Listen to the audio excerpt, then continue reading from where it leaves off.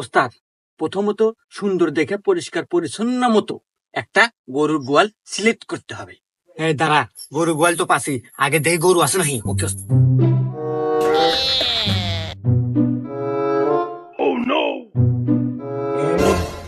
গরু আছে, গোয়াল ঘর তো পেলে আমি। এখন দেখ তারপর কি আছে। তারপরের কাজ ওস্তাদ, 100% খাঁটি হালাল সরিষার তেল লাগবে। তারা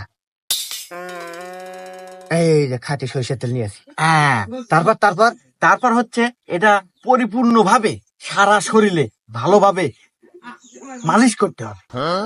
আচ্ছা, মালিশ করবানে। তারপর তারপর তারপর হচ্ছে খুবই সতর্কতার সহিত সেই গোয়ালে প্রবেশ করতে হবে।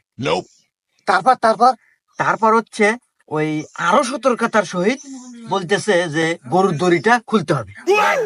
খুললাম। তারপর তারপর